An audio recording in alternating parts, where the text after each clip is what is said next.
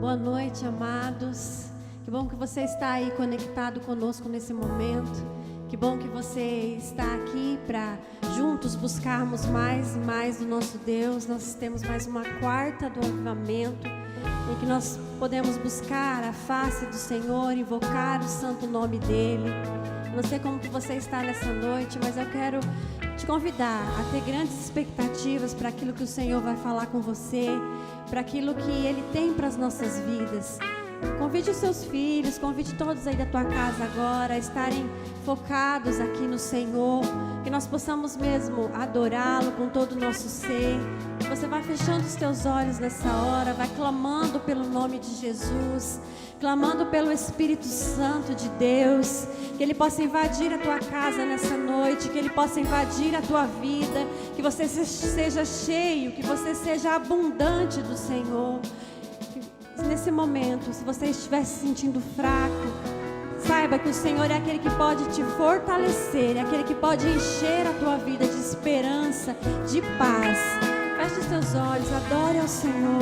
Paizinho querido, nós te adoramos, nós exaltamos, Deus, o teu santo nome, nós te glorificamos porque o Senhor é um Deus bom, porque o Senhor está no controle de todas as coisas, o Senhor é soberano, majestoso, maravilhoso nas nossas vidas. Nós queremos mesmo nessa noite clamar, Deus, por mais da tua presença, clamar para que o Senhor venha mesmo aquecer os nossos corações, aquecer as nossas vidas, Deus, encher-nos da tua paz, encher-nos, Deus, do teu amor, da tua esperança, Deus, de tudo aquilo que de bom, Pai, que vem da tua presença. Vem sobre nós, Espírito Santo, vá clamando, vem, Senhor Jesus. Se você sente nessa noite sede, o Senhor é aquele que pode te dar a água da vida. Se você sente fome do Senhor, é aquele que pode te saciar, Ele é o pão da vida. Oh Jesus, vem sobre nós nessa noite. Vem, Senhor Jesus. Vem, Senhor Jesus. Vem, Senhor Jesus. Santo Espírito, vem. Santo Espírito, vem. Enche a nossa casa, as nossas vidas. Santo Espírito, vem. Todos que têm sede, os que fracos são, venha uma fonte imergir o seu coração, a dor e a tristeza lavadas serão nas ondas do amor de Deus, profundas no coração. Cantamos, vem, Senhor Jesus. Vem, Senhor Jesus. Vem, Senhor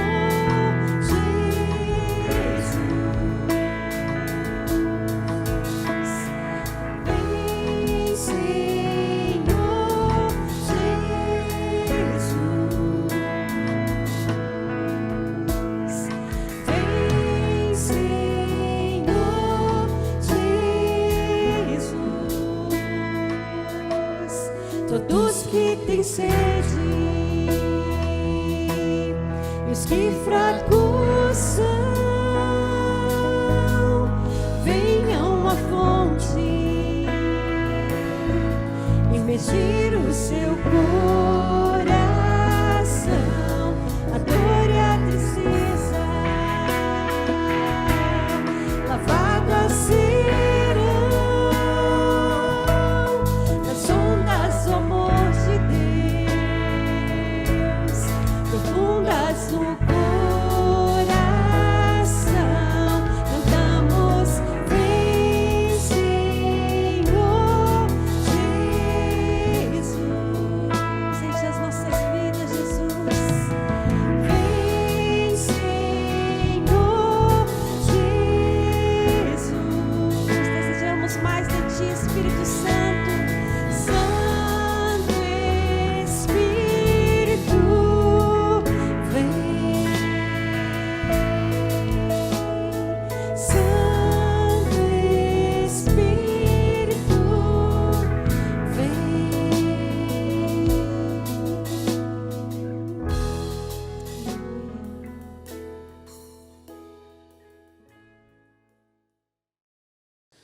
Boa noite, amados. Quero cumprimentar os irmãos com a graça e a paz do Senhor Jesus.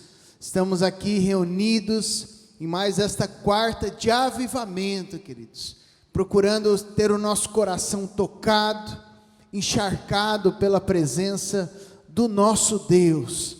Por isso eu quero te convidar a abrir o teu coração, abrir a tua vida para receber a palavra do Senhor, palavra que vivifica, palavra que nos renova, palavra que traz avivamento para a nossa história. Por isso eu quero te convidar a abrir a tua Bíblia na carta de Paulo aos Romanos, no capítulo de número 8, do versículo 26 até o versículo de número 31. Romanos 8, de 26 a 31. Diz assim a palavra do Senhor: assim também o Espírito de Deus vem nos ajudar na nossa fraqueza, pois não sabemos como devemos orar, mas o Espírito de Deus, com gemidos que não podem ser explicados por palavras, pede a Deus em nosso favor. E Deus, que vê o que está dentro do coração, sabe qual é o pensamento do Espírito, porque o Espírito pede em favor do povo de Deus e pede de acordo com a vontade de Deus. Pois sabemos que todas as coisas trabalham juntas para o bem daqueles que amam a Deus, daqueles a quem Ele chamou de acordo com o seu plano. Porque aqueles que já tinham sido escolhidos por Deus, Ele também separou, a fim de se tornarem parecidos com o seu Filho. Ele fez isso para que o Filho fosse o primeiro entre muitos irmãos. Assim, Deus chamou os que havia separado. Não somente os chamou, mas também os aceitou. E não somente os aceitou, mas também repartiu sua glória com eles. Diante de tudo isso, o que mais podemos dizer? Se Deus está do nosso lado, quem poderá nos vencer? Ninguém. Amados, eu quero te convidar a fechar os teus olhos, curvar a tua cabeça e orar juntamente conosco, pedindo a iluminação do Espírito Santo. Espírito Santo, nós clamamos o teu agir sobre nós, o teu toque sobre as nossas vidas, nos iluminando, o teu toque trazendo o conhecimento e o entendimento acerca da palavra do Senhor para as nossas vidas. Fala conosco, ministra as nossas vidas. Essa é a nossa oração em nome de Jesus. Amém e amém. O tema que nós vamos trabalhar nessa noite é uma pergunta: o que mais eu posso dizer? O que mais eu posso dizer? E essa expressão, ela vem justamente de acordo com as afirmações que o apóstolo Paulo deixa aqui neste texto de Romanos, deixa a igreja estabelecida em Roma, mas que também deixa para as nossas vidas como corpo de Cristo. Diante de tais afirmações, o que mais eu posso dizer? É claro que é uma pergunta retórica, ou seja, não tem mais nada a ser dito diante de afirmações tão gloriosas e maravilhosas, diante dessas convicções que Paulo deixa às nossas vidas. É interessante, queridos, que o contexto aqui que cabe a Paulo e a escrita deste nosso texto, é um contexto onde Paulo ele vinha descrevendo acerca da falibilidade da lei em relação a questões salvíficas, o quanto a lei, ela é limitada, falando acerca do papel de Cristo, o papel de Cristo na redenção do ser humano, assim como a lei, diante do pecado nos condena, porque nós não conseguimos satisfazer as exigências da lei, mas Cristo também nos justifica. Ele também vem trabalhando acerca das questões da carne, da vivência segundo a carne, mas também que nós fomos chamados a viver segundo o Espírito Santo de Deus. Aquele que tem a mente voltada para a carne, vive na prática do pecado, vive segundo a carne, mas aquele que teve então uma experiência com Cristo, tem a sua mente voltada para o Espírito, vive, portanto, uma vida no Espírito. Mas na sequência, Paulo ele traz algumas lições aqui valorosas para a nossa vida, né? E diante dessa pergunta retórica, nós vamos trabalhar 3 momentos para a edificação das nossas vidas, né? O primeiro deles: o que mais eu posso dizer se o Espírito vem nos ajudar? Amados, o fato é que muitas vezes nós estamos preocupados, ou há uma falsa teologia, onde nós não podemos nos sentir fracos, ou onde nós não podemos passar por lutas e por dificuldades. Mas eu quero te convidar a voltar os teus olhos aqui para o versículo de número 26, primeiro versículo que nós lemos, você pode acompanhar conosco aí na tela, que Paulo diz: assim também o Espírito de Deus vem nos ajudar na nossa fraqueza. Por quê? Pois não sabemos como devemos orar, mas o Espírito de Deus, com gemidos que não podem ser explicados por palavras, pede a Deus em nosso favor. Olha que interessante, queridos. Olhe bem aqui para mim. O Espírito vem nos ajudar na nossa fraqueza, pois não sabemos orar, ou não sabemos como devemos orar. E o Espírito de Deus, com gemidos que não podem ser explicados, pede a Deus em nosso favor. Há uma primeira convicção aqui, queridos, né? Primeiro, nós somos fracos. Há limitações na nossa vida. E esse termo fraqueza, ele não diz respeito meramente a uma incapacidade de viver na presença do Senhor, mas fala acerca das nossas limitações de compreensão do projeto de Deus. Orar como convém, ou o Espírito nos ajudando na nossa fraqueza, fala justamente dessa nossa incapacidade de compreensão dos projetos de Deus, do plano. Nós não temos uma visão completa acerca da vontade de Deus e dos projetos de Deus. Note, queridos, que não saber orar como convém é justamente há orações que nós fazemos, queridos, que fazemos porque não compreendemos o projeto completo de Deus para a nossa vida, ou a abrangência do agir de Deus naquele momento. Então oramos, falamos com o Senhor, mesmo sem sabermos como devemos orar. Mas o texto nos diz que o Espírito de Deus vem nos ajudar. Ele vem nos ajudar na nossa fraqueza. O Espírito intercede, mesmo como quando nós não sabemos, e não sabemos orar. E pelo fato de não sabermos orar, o Espírito intercede por nós diante do Pai, com gemidos inexprimíveis, que não podem ser explicados. Aqui muitas pessoas dizem que este texto se refere ao dom de línguas. Não tem a ver conosco, queridos, né? Orarmos de forma que não é explícito, não, está falando do Espírito, né? Gemidos que não podem ser explicados por palavras. Ele pede ao Pai, a Deus, em nosso favor. Isso aqui é interessante, o verso 27 diz que Deus, que vê o que está dentro do coração, sabe qual é o pensamento do Espírito, porque o Espírito pede em favor do povo de Deus, e ele também pede de acordo com a vontade de Deus.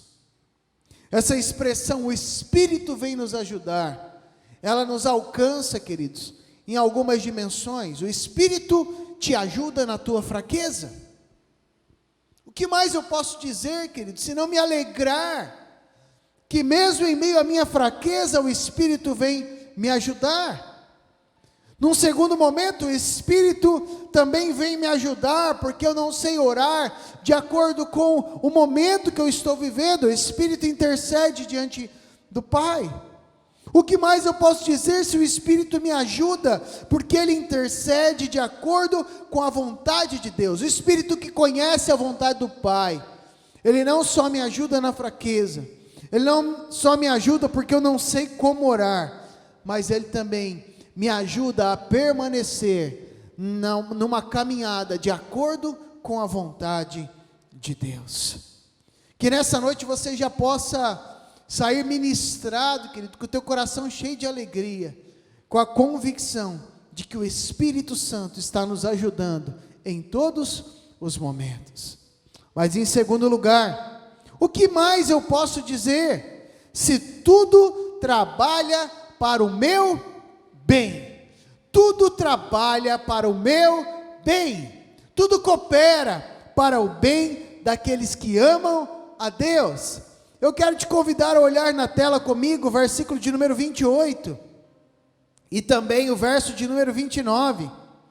Pois sabemos que todas as coisas trabalham juntas para o bem daqueles que amam a Deus, daqueles a quem Ele chamou de acordo com o seu plano, ou na versão do Almeida, aqueles que Ele predestinou, segundo o seu projeto, porque aqueles que já tinham sido escolhidos por Deus, Ele também separou, a fim de se tornarem parecidos com o seu Filho, e Ele fez isso para que o Filho fosse o primeiro entre muitos irmãos.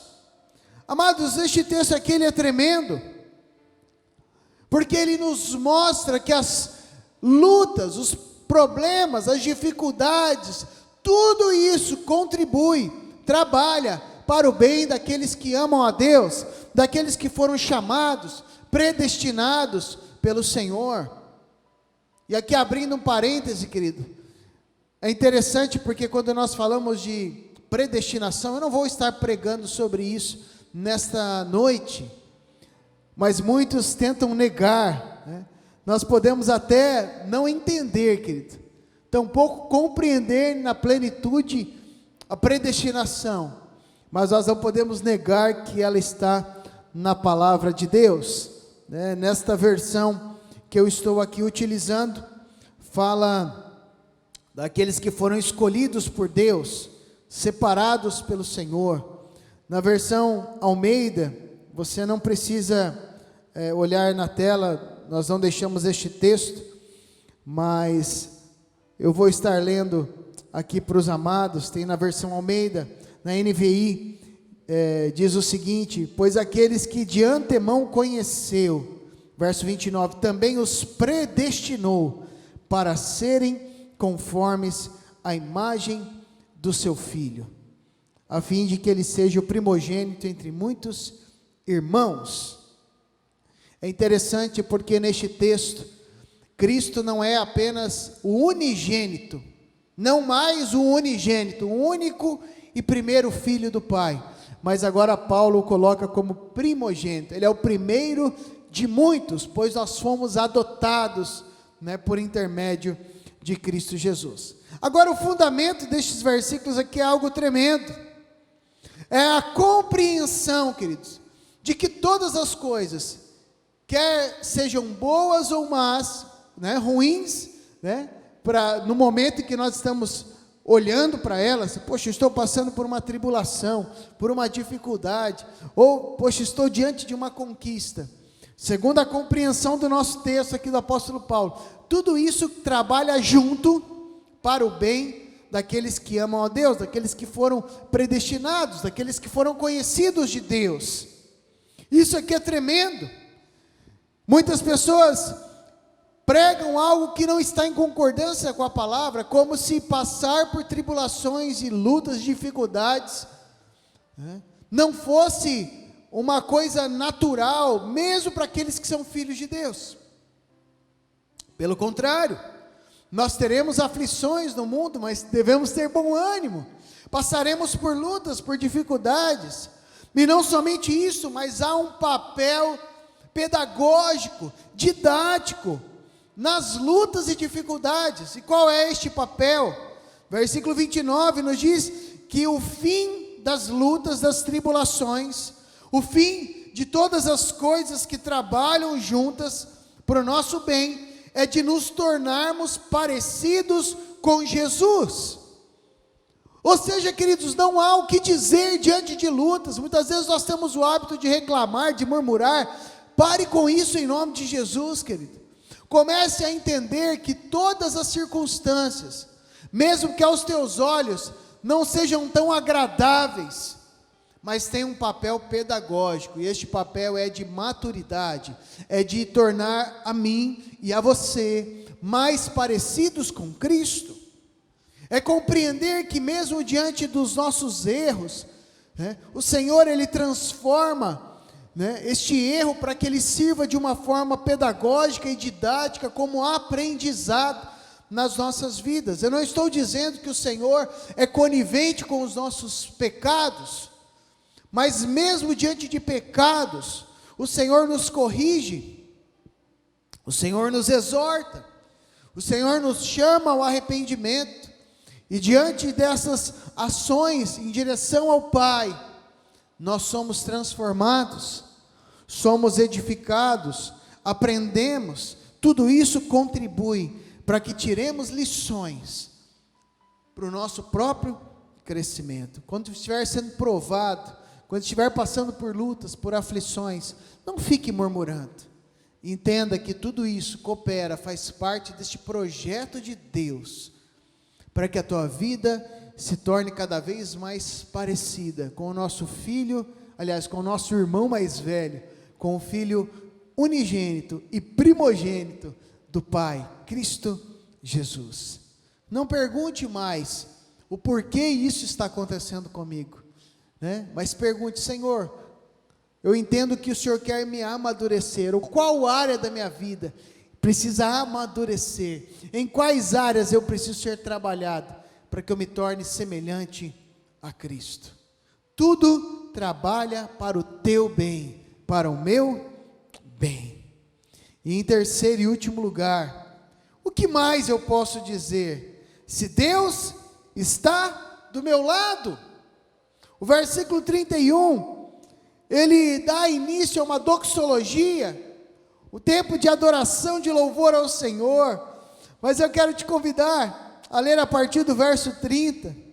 Assim Deus chamou, ou Deus predestinou, chamou os que havia separado, não somente os chamou, mas os aceitou, não somente os aceitou, mas também repartiu a sua glória com eles. Diante de tudo isso, o que mais eu posso dizer? Se Deus está do nosso lado, quem poderá nos vencer? Ninguém.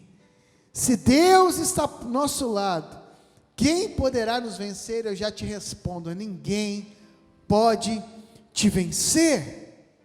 Amados, é interessante compreendermos, aqui há uma progressão, diante deste texto.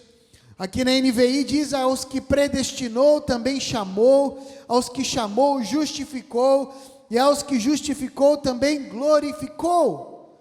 O Senhor nos predestinou, e através da compreensão do Evangelho, quando o Evangelho nos foi anunciado, o Senhor nos chamou, respondemos ao chamado de Cristo, Ele então nos justifica, e nos traz a oportunidade, a bênção de podermos ser glorificados com Ele.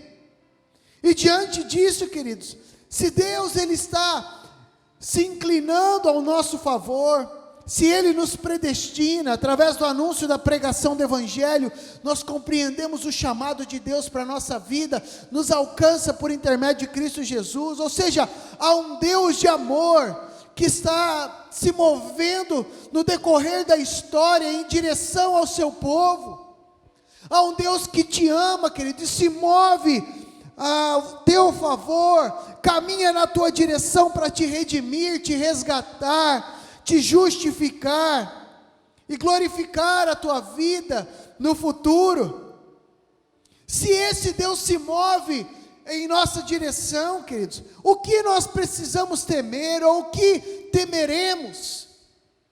Se nós temos o entendimento dessa nova vida em Cristo, se a nossa vida não está mais como uma vida vivendo segundo os projetos da carne, estamos vivendo segundo o Espírito, fomos transformados por intermédio da palavra e da pregação do Evangelho.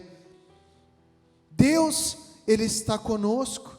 E essa expressão, o que mais poderemos dizer? Se Deus está do nosso lado, não significa uma possibilidade de será que Deus está do nosso lado, não. Aqui é uma expressão que denota uma afirmação: Deus está do nosso lado. É uma pergunta retórica, que na verdade afirma: sim, Deus está conosco. Logo, se Deus está comigo, eu entendo o processo. Isso não é um aval para que eu possa viver de qualquer forma. Não é um aval para eu viver segundo os meus projetos, achando que todo o intento do meu coração, que toda obra que eu fizer vai dar certo. Não é isso. Mas está dizendo: se eu compreendo que Deus está comigo, isso implica em uma vida entregue na presença do Senhor. Logo, ninguém poderá nos vencer. Mesmo diante das lutas, das dificuldades, tudo coopera para o meu crescimento. E o nosso Deus, o Todo-Poderoso, aquele que é vitorioso, vai estar juntamente conosco, provendo livramento em toda e qualquer circunstância.